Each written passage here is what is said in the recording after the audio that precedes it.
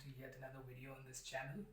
What a special day it is today to be making this video. Really, as a fan of Chelsea, as somebody who's been following this club for so long, pretty much my whole adult life, if I can think about it. And yeah, so what a special night at Stamford Bridge. I know that this video is a bit late, so I apologize for that. But I obviously wanted to make a video. This is not something you can miss. I mean, if you're a Chelsea fan, you have to make a video on this. What a great night for this football club and for just for English teams in general. I mean, an all English Champions League final happening yet again. Manchester City, the preeminent force in English football and world football, pretty much at this point in time, will go up ahead against my personal favorite at the team that I support, boys from Southwest London, Chelsea.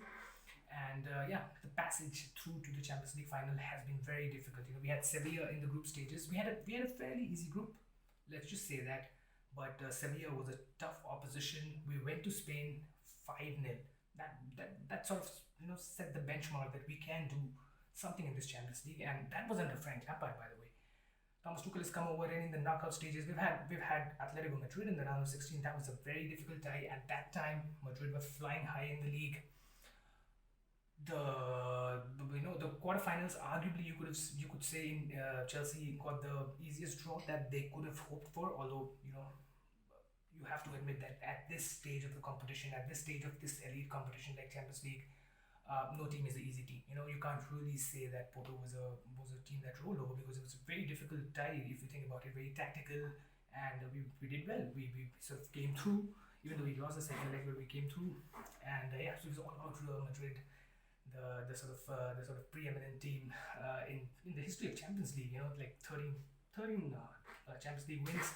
So incredible team, incredible pedigree, and yeah, I mean so much experience in their ranks. But I think Chelsea deserve to go through the finals, because if you think about it, both the legs, first leg as well as the second leg, they dominated. They played better than Madrid for sure. They looked threatening, while Madrid looked a little bit sort of insipid and not at the sort of peak of their powers. Probably because I think the way Chelsea set up, the way Thomas Tuchel set up, and they sort of neutralized Madrid to a great extent. Apart from few strokes of brilliance from Karim Benzema here and there, yeah, they never really looked like scoring Madrid. And I think Thomas Tuchel and Chelsea, they always had the game in the back of their pockets, even though it sort of up until Mason Mount scored the second goal for Chelsea in the game yesterday at Stamford Bridge, the second leg. I think it was sort of very close. Anything could have happened, even though Madrid never really looked like scoring. But in a Champions League game, and with the quality that they have, especially Karim Benzema up top, Eden Hazard, even though he was sort of missing for the entire game, but you never know. A moment of brilliance is can be sparked. So with that, I think it was an extremely professional performance. I think. Man City in the final, you never know. It's a one-off game. Even though Man City are the sort of the team to beat in this year's edition of the Champions League, they've pretty much already wrapped up the Premier League actually, and so it's going to be hard for Chelsea, because beating Manchester City to win the Champions League, that would be an icing on the like it's already a tremendous achievement. To have the sort of turmoil that we had this season, and then to sort of turn it around in this way, and be in this position where you will be playing the FA Cup final against Leicester in a few days. You are in the top 4 race. You have your own destiny in your own hands, and then the cherry on top is the Champions League final. I mean, we've only reached the Champions League final 3 times, so this is a huge achievement. This huge achievement at the start of the campaign. If you asked, will Chelsea make it to the finals of the Champions League? I mean, I don't think anybody would have put their money on that.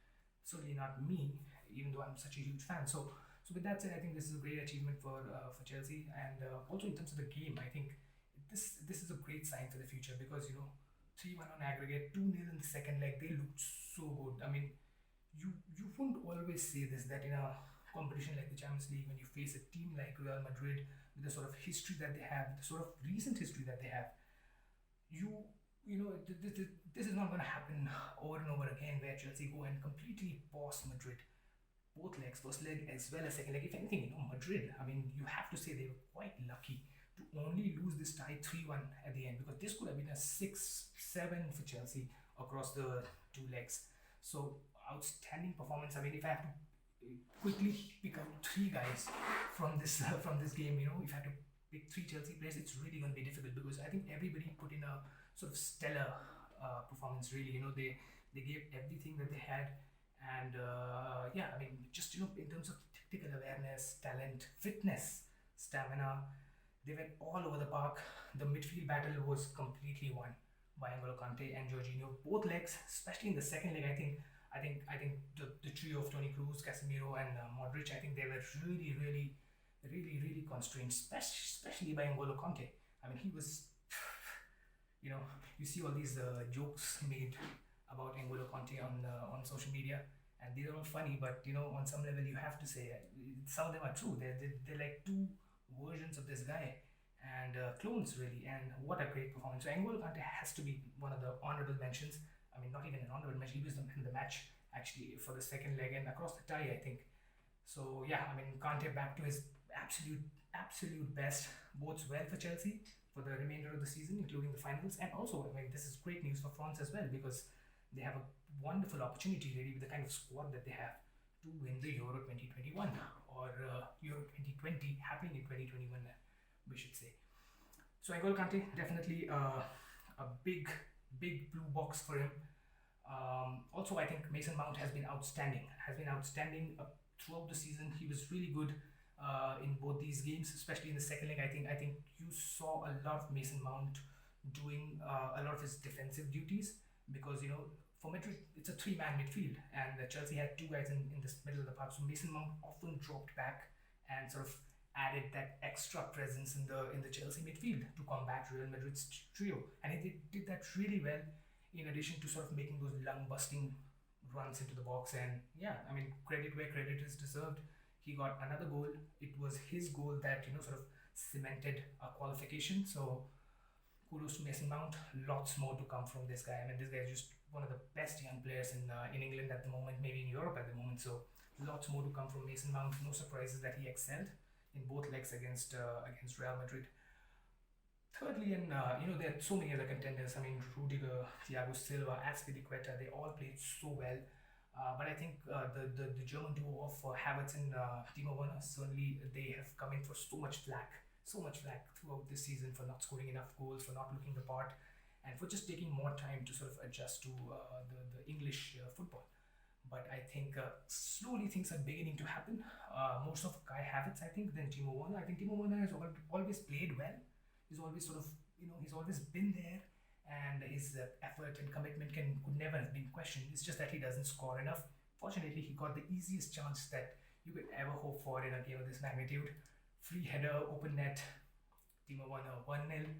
Kai Havertz played brilliantly. I think he deserved a goal. It was his dink which set Timo Werner up for the first goal. So I think Kai Havertz absolutely deserved a goal. He hit the bar. He had a one-on-one that he missed. So overall, I think the German duo did pretty well. I mean, if you think about it.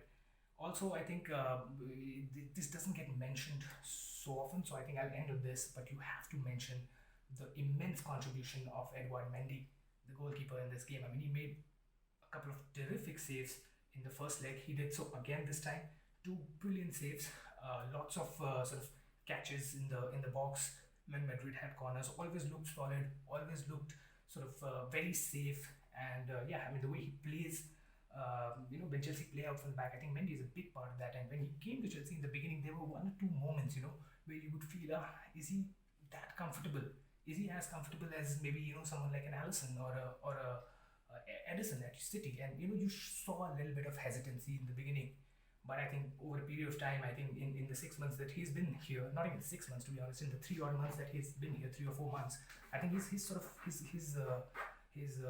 the way he plays out from the back, especially the sort of connection that he has with the three central defenders in front of him, I think it has improved a lot, and Mendy has become really sort of a good passer of the ball when playing out from the back. So I think that's a very good sign for Chelsea. They have Kepa as well, who is despite all the troubles that he's had, he is a top class goalkeeper, so he can come in if Mendy is injured or not available for some reason. So I think in the goalkeeping department, Chelsea look really good this season. Edouard Mendy has really sort of added that level of calmness that was missing with Kepa before. So yeah, this is an auspicious day to be making a Chelsea video. We hope that the finals on May 29th is a game that we always remember, is a beautiful game first and foremost, but hopefully Chelsea can bring home the trophy.